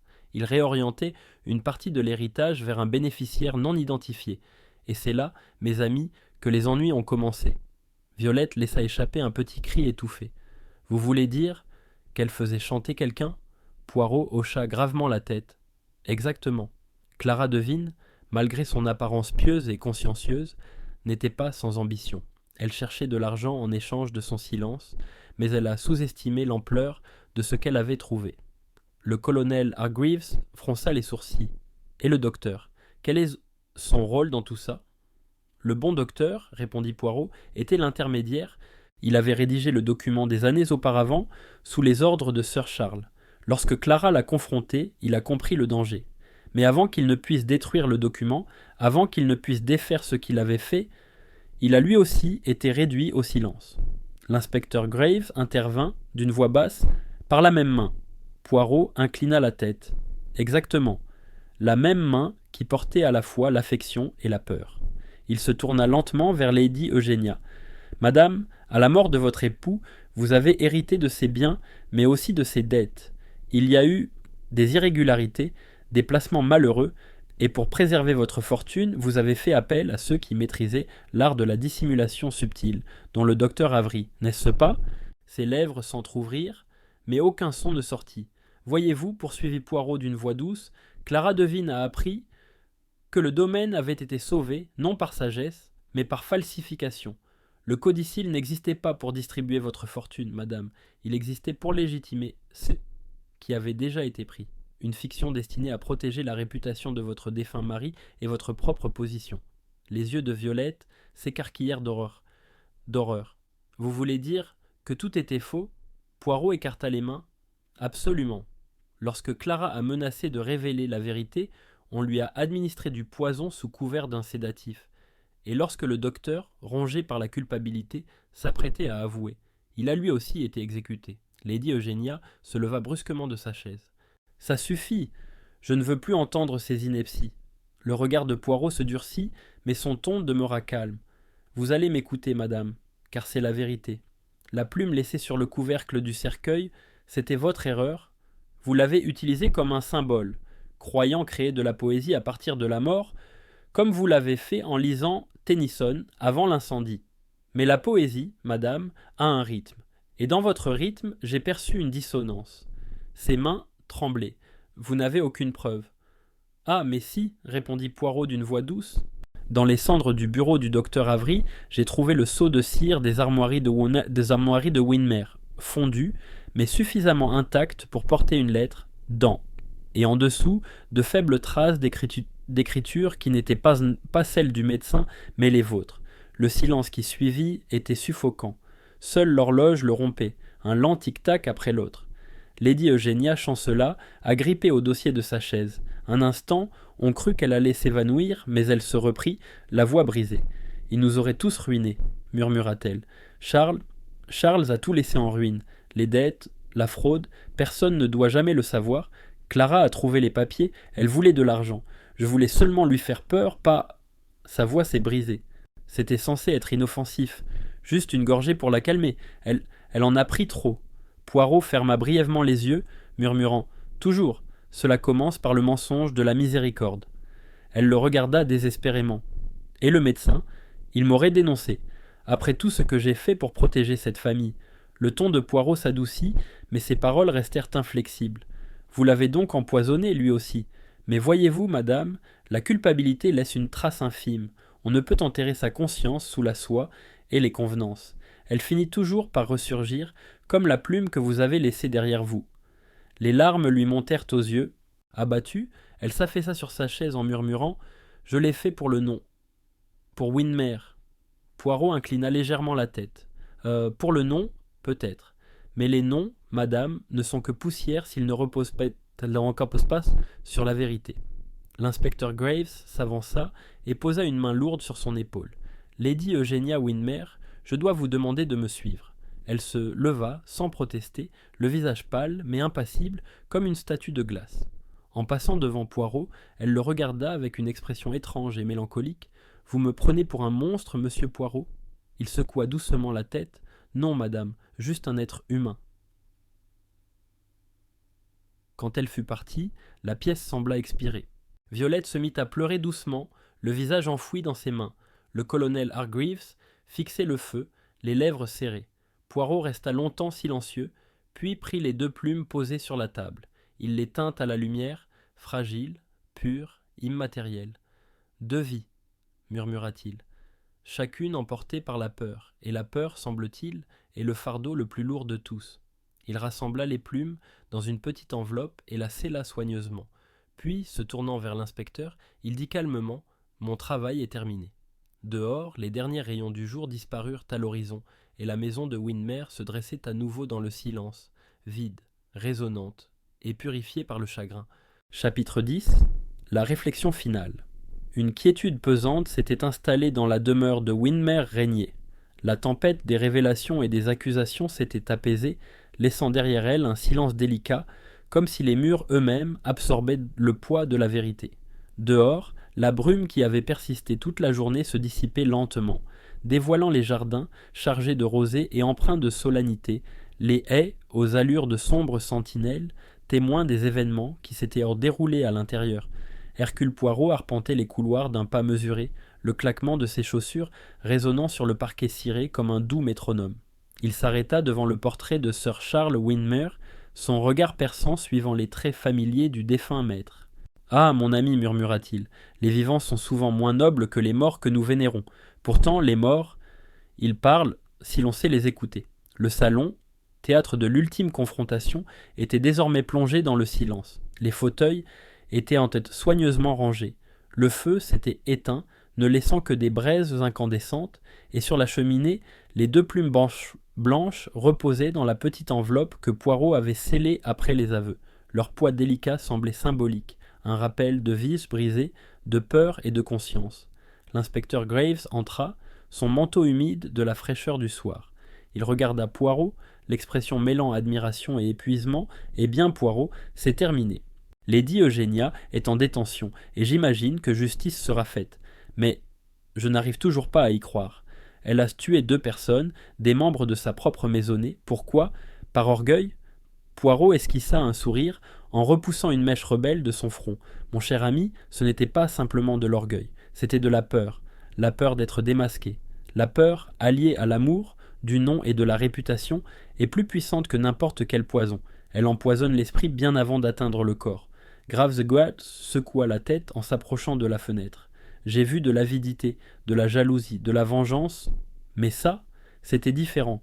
Elle croyait vraiment préserver quelque chose de plus grand que la vie elle-même. « Tcha !» dit Poirot d'une voix douce, et c'est là l'erreur la plus tragique de toutes. En s'efforçant de préserver un héritage, elle a détruit les âmes mêmes qui auraient pu s'en souvenir. Et que reste-t-il, inspecteur ? Seule la vérité, crue et inflexible. Il s'approcha de la fenêtre et contempla les jardins enveloppés de brume. « C'est curieux, poursuivit-il. Comme les êtres humains se construisent des illusions pour se rassurer. Ils érigent des murs de bienséance et de civilité, se réfugient derrière les rituels et l'étiquette, et ce faisant se persuadent que la morale les protégera. Mais la morale n'est pas un bouclier, c'est une boussole, et lorsqu'on ignore sa direction, le chaos s'installe. Grave garda le silence, sentant que Poirot parlait davantage à lui-même qu'à l'inspecteur. Après un long silence, Poirot se tourna, son regard s'adoucissant tandis qu'il parcourait la pièce vide du regard.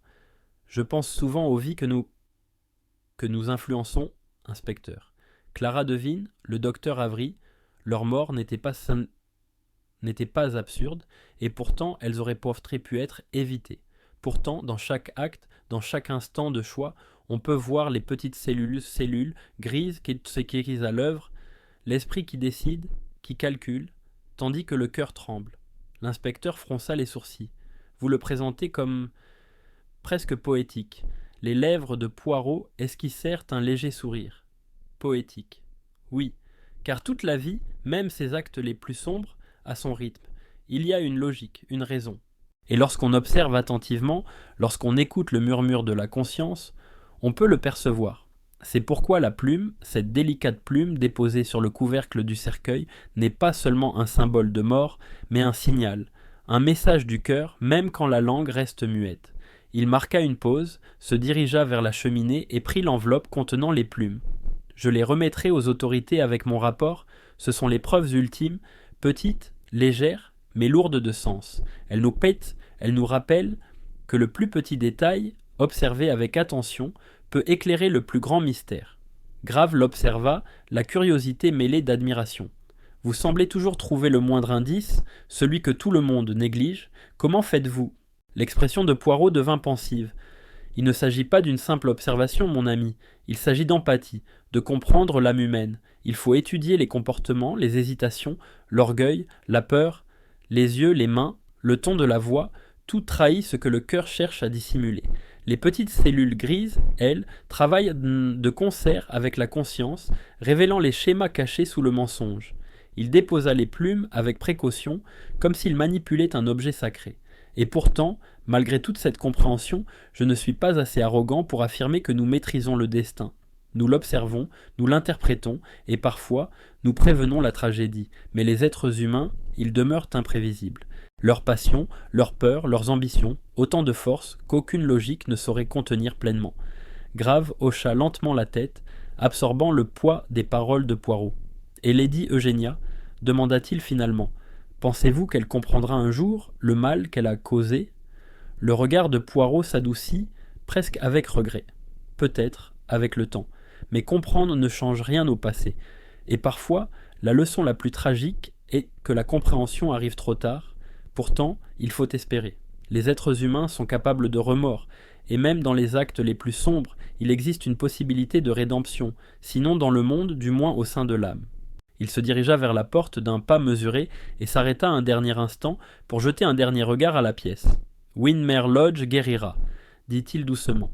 Les ombres de la peur s'estomperont, et ceux qui resteront se souviendront des leçons de ces jours, non seulement des crimes, mais aussi des conséquences d'une ambition débridée, d'un orgueil sans bornes et d'une vérité niée. Graves observait Poirot, sentant que les réflexions de son compagnon allaient bien au-delà de la simple résolution de l'affaire. « Et vous, Poirot, allez-vous nous quitter maintenant ?»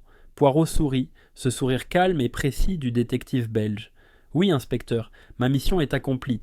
Et comme toujours, je repars avec une pensée, peut-être simple, peut-être profonde. Ce n'est pas seulement l'acte qui définit le cœur humain, mais la conscience qui en découle. » Il rajusta son manteau, sa cravate, et avec l'assurance d'un homme habitué à marquer les esprits, il se dirigea vers la porte. « Adieu, Windermere Lodge, » murmura-t-il. « Puissiez-vous vous souvenir, et ne jamais oublier, le poids d'une plume. » Dehors, la brume commençait à se dissiper, dévoilant les jardins baignés d'une pâle lumière argentée. La maison se dressait silencieuse, ses secrets mis à nu, ses ombres s'estompant. La vie, fragile et tenace, poursuivait son cours.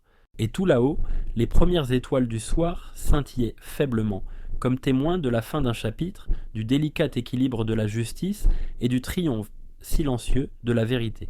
Poirot s'arrêta à la grille, jeta un dernier coup d'œil en arrière et murmura pour lui-même « Tout est en ordre ». Puis, d'un pas mesuré, il s'enfonça dans la nuit, laissant derrière lui Windermere Lodge, ses fantômes, ses souvenirs et ses leçons. Chapitre 11 – Écho du passé. Les jours qui suivirent Sakettani, l'arrestation de Lady Eugenia Windermere, s'écoulèrent dans un calme presque surnaturel. Un silence solennel s'était installé à Windermere Lodge. Les échos de pas précipités, de conversations chuchotées et de regards craintifs avaient désormais laissé place à une immobilité inquiétante. Les domestiques se déplaçaient avec une précision chirurgicale, les couloirs déserts, hormis leur vigilance silencieuse. Dehors, les jardins, jadis enveloppés de brume et d'ombre, commençaient à retrouver leur paisible dignité, les haies et les pelouses baignées par la lumière vive de l'aube. Pourtant, malgré ce calme apparent, la maison semblait hantée, non par des fantômes, mais par le poids de la vérité qui avait enfin éclaté. Hercule Poirot, comme toujours, resta quelques jours de plus dans sa chambre, l'esprit non pas occupé par la peur ou la suspicion, mais par la réflexion. Il passait de longues heures dans son bureau, relisant ses notes, songeant aux liens ténus qui avaient conduit à la mort de Clara Devine, puis à celle du docteur Avery, et enfin au dénouement des tentatives désespérées de Lady Eugenia pour les dissimuler. Il se déplaçait avec la même grâce méticuleuse, rangeant des papiers, examinant les objets pour déceler des détails que d'autres auraient de négliger, et arpentant lentement la pièce, absorbé par les méandres de l'affaire. « Ah, mes amis, murmura-t-il un matin, près de la cheminée, c'est extraordinaire comme un simple acte de dissimulation peut se propager, bouleverser des vies, semer la peur et pousser à des actes inimaginables. Les coupables se croient toujours malins. Pourtant, la ruse n'est rien face à la conscience. » L'inspecteur Graves le rejoignit peu après, son expression s'étant adoucie avec le temps et le retour progressif à l'ordre. « Vous avez superbement retracé toute l'affaire, Poirot. La chronologie, les mobiles, les liens, c'est impeccable. Je ne sais pas comment vous faites pour voir ce que les autres ne voient pas. » Poirot inclina modestement la tête. « Merci, mon ami. Il ne s'agit pas seulement de voir, mais de comprendre. Les petites cellules crixules grises fonctionnent de Ansehen de concert avec l'observation, certes, mais surtout avec la compréhension de l'âme humaine. Lorsque la peur, l'orgueil et le secret se rencontrent, le cœur parle aussi clairement que la main qui écrit, les yeux qui hésitent, ou le murmure qui tremble dans l'obscurité. » Grave laissa échapper un petit rire, malgré une certaine gravité. « Je suppose que cela explique la plume ? Je n'ai jamais compris pourquoi un si petit objet avait autant d'importance. Au sens figuré, bien sûr. » Poirot esquissa un sourire. « C'est la nature même des symboles, inspecteur. Ils sont petits, délicats, et pourtant puissants. La plume, en l'occurrence, représentait le jugement, la conscience, l'impossibilité d'échapper à sa propre culpabilité. Les morts de Clara Devine et du docteur Avery furent des tragédies, certes, mais la plume, posée sur le couvercle du cercueil, fut le témoin silencieux de leur révélation, de leur peur et, finalement, de l'effondrement du monde soigneusement construit par Lady Eugenia. » Les deux hommes s'enfoncèrent dans un silence pensif, seulement interrompu de temps à autre par le craquement du plancher dû aux allées et venues d'une servante vaquant à ses occupations. La maison semblait retenir son souffle, comme consciente que le jugement dernier avait eu lieu, mais que les échos du passé persisteraient indéfiniment. Plus tard dans la journée, Poirot fit une promenade solitaire dans les jardins. L'air était vif, imprégné d'une légère odeur de terre humide et d'une fumée résiduelle provenant des cheminées du bâtiment principal. Les statues qui bordaient l'allée, jadis menaçante dans la brume, semblaient désormais l'observer avec bienveillance. Il s'arrêta près de la petite fontaine située à proximité de l'aile ouest, où les roses d'Amensant Poirot avaient commencé à fleurir malgré la fraîcheur de fin d'automne. « C'est curieux, murmura-t-il à voix basse. Comme pour lui-même, comment la peur peut pervertir les intentions les plus simples en tragédie. Une femme, si soucieuse du nom de sa famille, commet des actes qui détruisent la vie de ceux qui l'entourent. Pourtant, elle reste humaine, capable de remords, capable de réflexion. C'est la dualité de notre espèce, capable de vertu, et pourtant si facilement guidée par les ombres de l'orgueil et de la peur. » Il s'accroupit pour examiner une feuille morte, observant ses nervures délicates et ses subtiles imperfections. Et même dans les plus petits détails, mes amis, la vérité murmure. La feuille, la plume, la cendre, tous sont témoins des choix que nous faisons. De retour à l'intérieur, Poirot se retrouva dans le salon. La pièce, débarrassée de la tension qui l'avait précédée, semblait presque ordinaire. Il déposa l'enveloppe contenant les deux plumes sur la cheminée et les contempla pensivement. Avec le temps, dit-il, elles seront cataloguées, étudiées, archivées. Mais la véritable leçon, la vérité vivante, demeure pour ceux qui l'ont vécue. Le choc, la peur, la révélation. Ces choses-là ne s'inscrivent pas dans le papier, elles sont gravées dans le cœur. Ce soir-là, Poirot et l'inspecteur Graves étaient assis ensemble près du feu qui s'éteignait. Graves avait apporté le rapport complet du médecin légiste et les détails, bien que macabres, permettaient d'affirmer de faire son deuil. Tout concorde, Poirot. Les analyses toxicologiques, la chronologie des événements, les témoignages, tout accuse Lady Eugenia. Et pourtant, ajouta Graves pensivement, il ne s'agit pas seulement de l'arrêter, il s'agit de comprendre pourquoi. C'est ce que je trouve remarquable dans votre travail. Les yeux de Poirot brillaient faiblement à la lueur du feu. Oui, inspecteur, la compréhension est primordiale.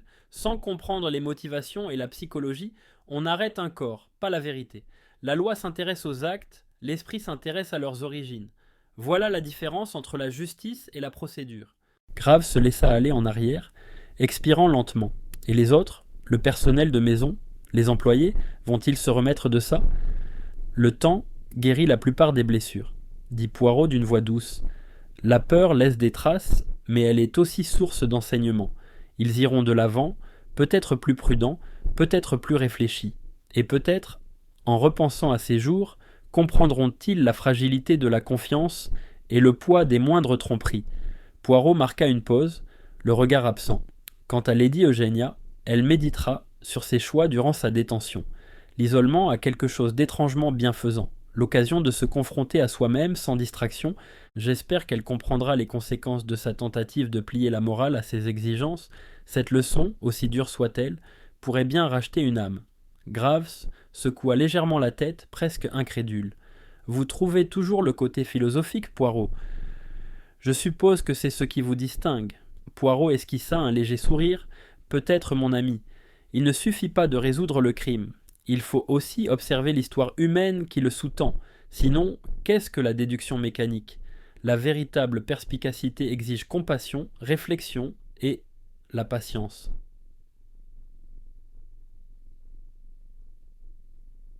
La nuit s'épaissit et Windermere Lodge retomba dans le silence. Poirot parcourut une dernière fois les couloirs avant de se retirer, notant chaque détail comme s'il archivait des souvenirs pour plus tard, le jeu de lumière sur le sol, le subtil parfum de lavande émanant des rideaux, la disposition précise des meubles. Chaque objet, chaque souvenir portait en lui sa propre signification, et dans leur agencement se dessinait l'histoire de l'ambition, de la peur et de la culpabilité humaine. Avant de quitter le salon, Poirot jeta un dernier regard à l'enveloppe de plumes. Il la toucha légèrement, comme pour saluer les témoins silencieux de la semaine écoulée. « Ah, mes amis, murmura-t-il, vous avez bien témoigné, et grâce à vous, j'ai compris les courants les plus profonds de la nature humaine, le subtil jeu de la conscience et du mensonge. » Sur ces mots, il monta l'escalier menant à ses appartements d'un pas précis et mesuré. Dehors, une douce brise soufflait, effleurant les feuilles et apportant avec elle la promesse d'un calme relatif. À l'intérieur, la maison demeurait, non plus le théâtre de la peur, mais un monument à la complexité humaine, aux conséquences de l'ambition et au triomphe d'inexorable de la vérité. Poirot regagna enfin sa chambre, songeant aux événements de Windermere Lodge. Dans le silence, il s'accorda un rare moment de satisfaction. Justice avait été rendue, le coupable appréhendé et la vérité humaine enfin dévoilée. Pourtant, il savait, comme toujours, que le cœur humain demeure un labyrinthe plein de secrets, de contradictions et de révélations inattendues. « Oh, mes amis, tout est en ordre !» murmura-t-il dans le silence de la nuit. « On peut maintenant se reposer, même s'il faut toujours rester vigilant, car la vie, comme le mystère, n'est jamais entièrement prévisible. » Chapitre 12. Le départ. Les premières lueurs de l'aube se répandirent sur Windermere Lodge, baignant les jardins d'une douce lumière dorée. Un calme paisible s'était installé sur le domaine, la tension des jours précédents ayant fait place à une quiétude contemplative. La brume s'était dissipée, dévoilant les statues et les allées, chaque pierre et chaque arbuste désormais témoins sereins du dénouement des sombres affaires de la demeure. Hercule Poirot se tenait sur le seuil, les mains gantées jointes dans le dos, son regard parcourant une dernière fois le domaine. L'inspecteur Graves était déjà parti, laissant le détective belge seul, avec l'air du matin, le léger parfum de rosée et les échos des événements qui s'étaient déroulés. La maison semblait expirer, soulagée de ne plus porter le poids des secrets et de la peur. L'esprit de Poirot, cependant, restait vif, retraçant chaque étape de l'enquête dans l'ordre précis. La mort de Clara Devine avait été l'élément déclencheur, un acte calculé, motivé par l'ambition, la cupidité et un courage mal avisé.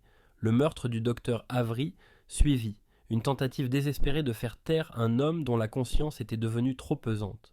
Et au centre de tout cela, tirant les ficelles dans l'ombre, se tenait Lady Eugenia Windermere, une femme dont l'obsession pour le nom de sa famille et la peur du déshonneur l'avaient poussé à commettre 2 meurtres.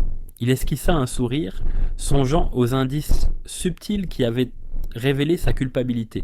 Le seau de cire orné des armoiries familiales, les traces ténues de son écriture sur le document détruit, la plume déposée sur le couvercle du cercueil, symbole à la fois délibéré et révélateur. Chaque détail, si infime fût-il, avait été une note dans la symphonie de la vérité que Poirot avait si minutieusement orchestrée. « Ah, les petites cellules grises !» murmura-t-il doucement. Sans leur diligence, l'ombre serait restée cachée, mais elle parle, et quand elle parle, le cœur humain avoue, même en silence. Les domestiques commençaient leur tâche matinale, se déplaçant silencieusement dans les couloirs, jetant des regards prudents vers le détective. La présence de Poirot instaurait un sentiment d'ordre retrouvé, un rappel que la vérité, même si elle tardait à se manifester, était inévitable. Il parcourut lentement les couloirs, s'arrêtant une dernière fois devant le salon. L'enveloppe contenant les 2 plumes blanches reposait sur la cheminée. Petit monument aux vies perdues et à la justice rendue. Il la toucha du bout des doigts, reconnaissant le témoignage silencieux de ceux qui ne pouvaient plus parler. Un léger pas derrière lui le fit se retourner. C'était Violette Penbury, les yeux fatigués mais reconnaissants. « Monsieur Poirot, merci, dit-elle doucement, d'avoir vu ce que nous n'avons pas pu voir, de nous avoir enfin apporté la paix. » Poirot inclina doucement la tête. « Madame, la paix intérieure est la récompense de la vérité, non de la chance. Le cœur comprend ce que l'esprit révèle. Et maintenant, justice rendue, on peut respirer plus librement. » Elle hocha la tête, un léger sourire perçant sa fatigue, avant de se réfugier dans la douce lumière du matin. Poirot laissa échapper un petit soupir, de ceux qui surviennent lorsque les dernières pièces d'un puzzle s'emboîtent parfaitement. Dehors, la calèche attendait, sa carrosserie polie captant les premiers rayons du soleil. Le chapeau de Poirot était parfaitement ajusté, son manteau impeccablement repassé, sa canne à la main. Il monta à bord, son regard s'attardant une dernière fois sur Windermere Lodge, une demeure au secret désormais dévoilé, une maison qui avait révélé l'interaction complexe entre ambition, peur et conscience. Tandis que la calèche descendait l'allée sinueuse, Poirot se perdit dans ses pensées, méditant sur la nature de la justice et la condition humaine. Les humains, songea-t-il à voix haute, sont fragiles, intelligents et parfois d'une prévisibilité effrayante. Ils bâtissent leur vie sur l'illusion du contrôle, et pourtant la vérité finit toujours par percer le voile. Il faut observer, il faut comprendre, et il faut laisser à notre intelligence le soin de faire pleinement son œuvre. Il esquissa un sourire au souvenir de Lady Eugenia, imperturbable mais rongée par ses propres craintes, et du désespoir silencieux de Clara Devine et du docteur Avery. Chacun avait joué son rôle, sans le savoir, dans l'étroite danse de la morale et de ses conséquences. La satisfaction de Poirot ne résidait pas seulement dans la révélation de la culpabilité, mais aussi dans l'élégant déploiement de la vérité. La révélation que la nature humaine, lorsqu'on l'étudie attentivement, obéit à ses propres lois avec autant d'inéluctabilité que les astres. La calèche s'engagea sur la route principale, laissant derrière elle le domaine, ses secrets enfouis dans la mémoire de la maison, des domestiques et des témoins silencieux et immuables de la plume et des cendres. Poirot se laissa aller légèrement en arrière, les mains jointes, le regard calme et perçant. « Oh, mes amis !» il murmura doucement, une autre affaire résolue, une autre leçon apprise. Le cœur se révèle au moindre frémissement, à la plus légère hésitation. L'esprit ne trompe que dans la mesure où la conscience le lui permet, et les petites cellules grises, elles ne se lassent jamais, elles ne mentent jamais, et pour cela, nous sommes vraiment chanceux. Le soleil matinal perça l'horizon, dissipant les derniers vestiges de brume et baignant le paysage d'une lumière paisible. Windermere Lodge s'estompait au loin, monument silencieux à l'ambition, à la peur et au triomphe inexorable de l'observation et de la raison. Poirot, serein, se laissa aller en arrière, tandis que la calèche l'emportait sur la route, laissant derrière lui la tragédie et la justice en parfait équilibre. et dans le calme de ce matin-là, on pouvait presque entendre, faiblement et imperceptiblement, le battement d'ailes, le murmure d'une plume, léger et définitif, emportant avec lui le rappel que la vérité, si délicatement dissimulée soit-elle, finit toujours par se révéler.